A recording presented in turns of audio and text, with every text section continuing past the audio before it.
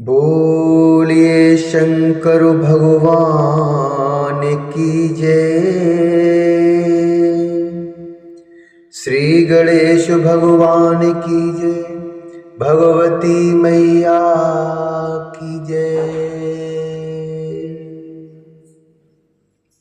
श्री शिव महापुराण के अंतर्गत उमा संहिता जो कि पंचम संहिता है, इसके अध्याय 16वें में आज हम प्रवेश करेंगे और जिसमें वर्णन है विभिन्न पाप कर्मों से प्राप्त होने वाले नरकों का वर्णन और शिव नाम स्मरण की महिमा। विभिन्न पाप कर्मों से प्राप्त होने वाले नरकों का वर्णन और शिव नाम स्मरण की महिमा।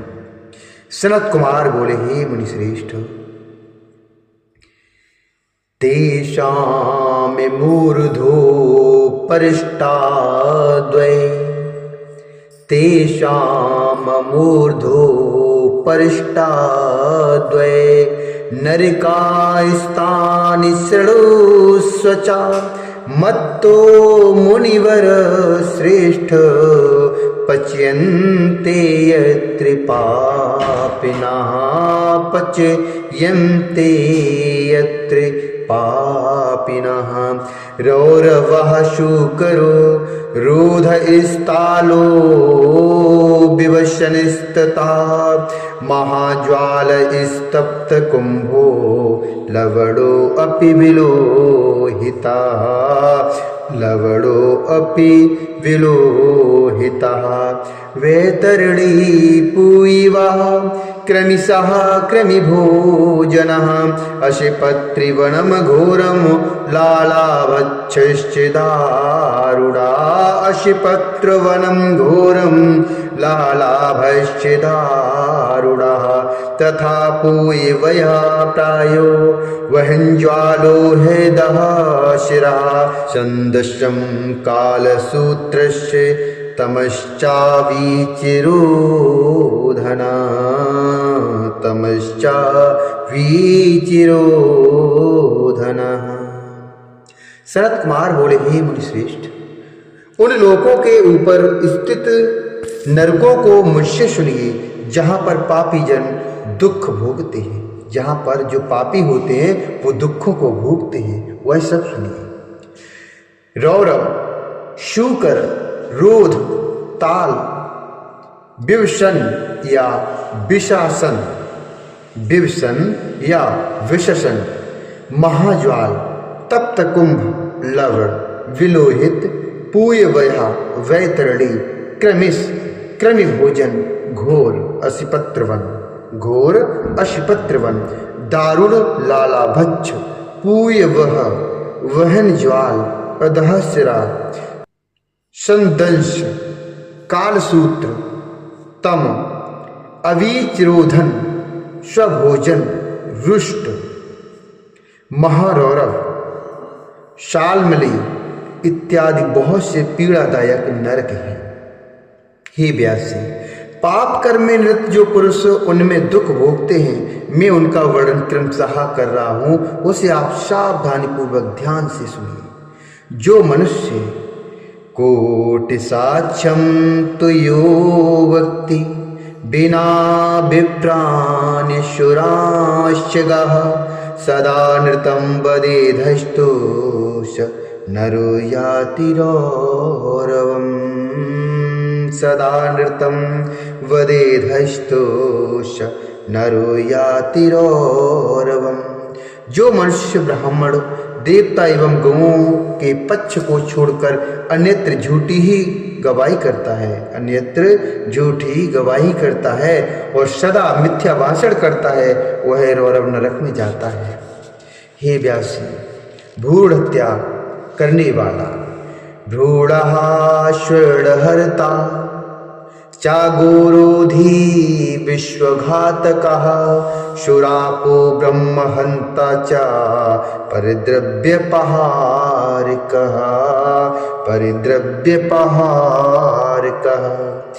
हे व्यासी, भ्रूण हत्या करने वाला, स्वर्ण चुराने वाला, गायों को रोकने वाला, विश्वासघाती, सुरापान करने वाला, ब्राह्मण का वध करने वाला, दूसरों के द्रव्य को चुराने वाला तथा इनका साथ देने वाला और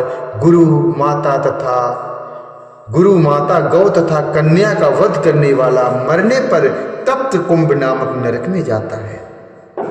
साध्वी स्त्री को बेचने वाला, अधिक ब्याज लेने वाला, व्यभिचारी अथवा केस का विक्रय करने वाला और जो अपने भक्त का त्याग कर देता है, ये सब तप्त लोह नामक नरक में दुख भोगते हैं। हे द्विज, जो अधम मनुष्य गुरुओं का अपमान करने वाला, दुर्वचन कहने वाला, वेद निंदक, वेदों को बेचने वाला तथा अगम्या स्त्री के साथ संसर्ग करने वाला है, वह अंत में शक्तबल नामक नरक में जाता है। जो चोर, गोहत्यारा, पतिते, मर्यादा को तोड़ने वाला, देवता, ब्राह्मण, पितरों से द्वेष करने वाला, रत्नों को दूषित करने वाला, दूषित यज्ञ करने वाला है, वह पापी कृमिभक्ष नरक में जाता है और वहाँ कीड़ों का भोजन करता है। जो नराधम पितरों एवं देवताओं को अर्पण किए बिना खाता है, एवं जो शास्त्रों में कुतर्क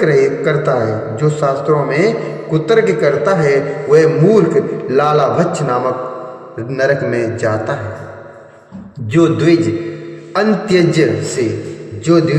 अंत्यज से सेवा कराता है, नीचों से ग्रहण करता है, यज्ञ के अनधिकारियों से यज्ञ कराता है एवं अभक्ष्य वस्तुओं का भक्षण करता है और जो सोम का विक्रय करता है, ये सब रुधिरोग नरक में जाते हैं। रुधिरोग नामक नरक में जाते हैं। मधु का हरण करने वाला तथा ग्राम का ध्वंस करने वाला और घोर बैतरणी नदी में जाता है।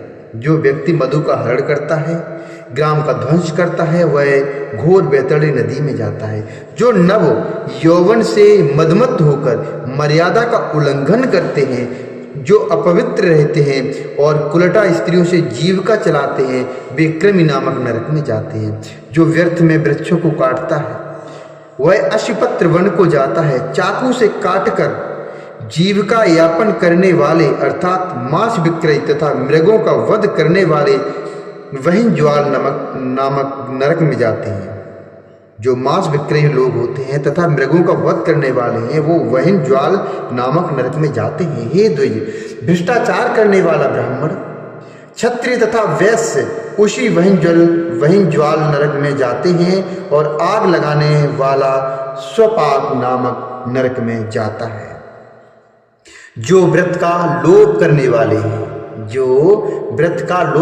वाले हैं और जो अपने आश्रम से च्युत हो गए हैं, वे अत्यंत भयानक संदंश नामक नरक में जाते हैं। जो ब्रह्मचारी मनुष्य स्वप्न में वीर स्खलित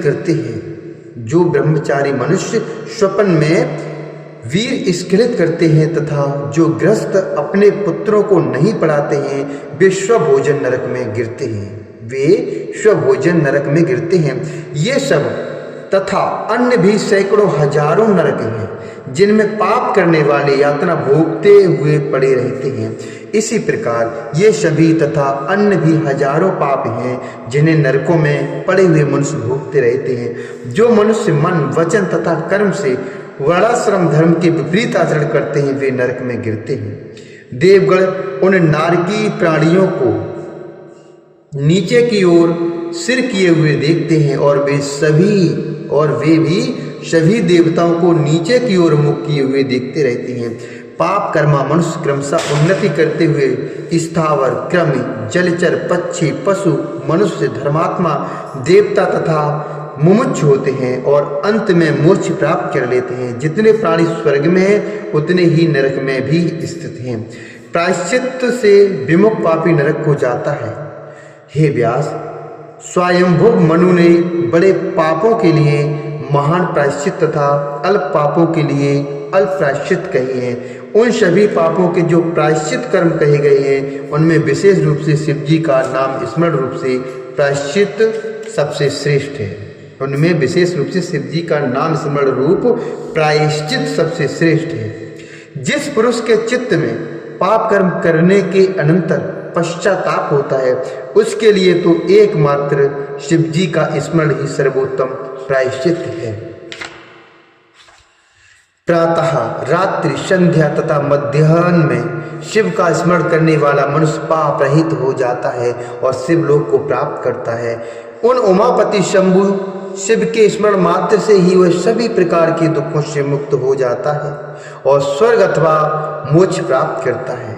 हे मुनिसत्तम, भगवान शंकर के स्मरण के प्रभाव से इस त्रिलोकी में कहीं भी जप, होम, अर्चन आदि सत्कर्मों में विघ्न नहीं होता तथा स्मरणकर्ता के चित्त में पाप का संक्रमण भी नहीं होता।